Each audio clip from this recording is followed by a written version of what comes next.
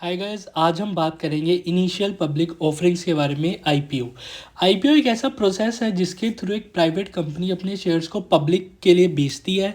ये कंपनीज अपने शेयर्स को पब्लिक के थ्रू बेचने से अपने लिए नए इन्वेस्टर्स को अट्रैक्ट करती है और इन्वेस्ट करने का मौका देती है, और ये नए इन्वेस्टर्स को उनकी कंपनी का ओनरशिप का हिस्सा देती है। इंडिया में आईपीओ बहुत कॉमन है और इसके थ्रू बहुत सारी कंपनीज ने अपना बिजनेस एक्सपेंड किया है। लेकिन क्या आपको पता है कि आईपीओ क्या हैं और इसके फ़ायदे क्या हैं? आईपीओ का मतलब होता है इनिशियल पब्लिक ऑफरिंग। जब कोई प्राइवेट कंपनी अपने शेयर्स को पब्लिक में बेचती है तो उसे आईपीओ कहते हैं। इसमें कंपनी के शेयर्स को पब्लिक के थ्रू बेचा जाता है और इसके थ्रू कंपनी अपने बिजनेस को और अपने फंड्स को एक्सपेंड करती है। इसके कई फ़ायदे हैं, जैसे कि कंपनी को अपने बिजनेस के लिए नए फंड्स मिलते हैं, कंपनी का ब्रांड इमेज इंप्रूव होता है, कंपनी को नए इन्वेस्टर्स मिलते हैं।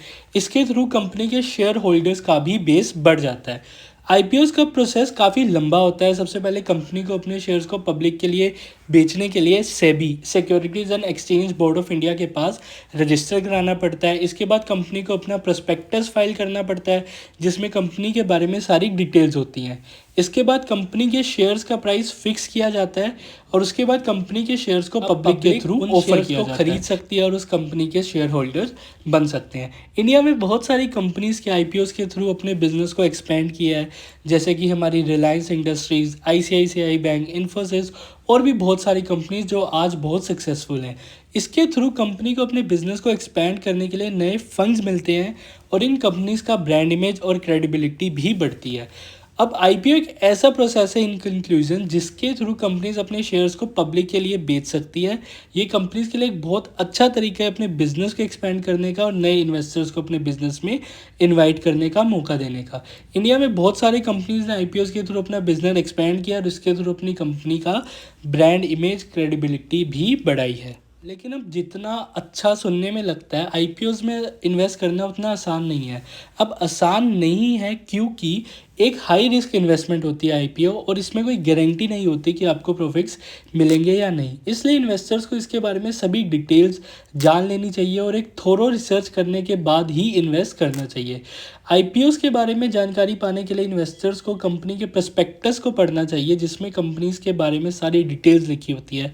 एक प्रोस्पेक्टस कंपनी की financial condition, business model, competition and future growth के बारे में इंफॉर्मेशन प्रोवाइड कराता है। इसके अलावा इन्वेस्टर्स को कंपनी के market reputation, brand image, management team के बारे में भी जानकारी होनी चाहिए before they invest in any IPO.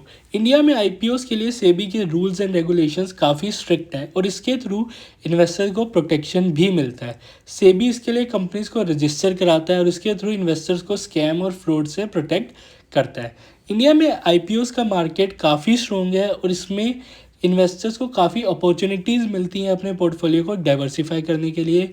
IPOs के थ्रू इन्वेस्टर्स को प्रॉफिट का पोटेंशियल भी काफ़ी हो जाता है, क्योंकि इसमें इन्वेस्टर्स कंपनी के शेयर्स को इशू प्राइस से भी कम में बाय कर सकते हैं और फ्यूचर में जब मार्केट वैल्यू बढ़ेगी तो उनको प्रॉफिट्स मिलेंगे और वो अपना पैसा बना के निकल सकते हैं।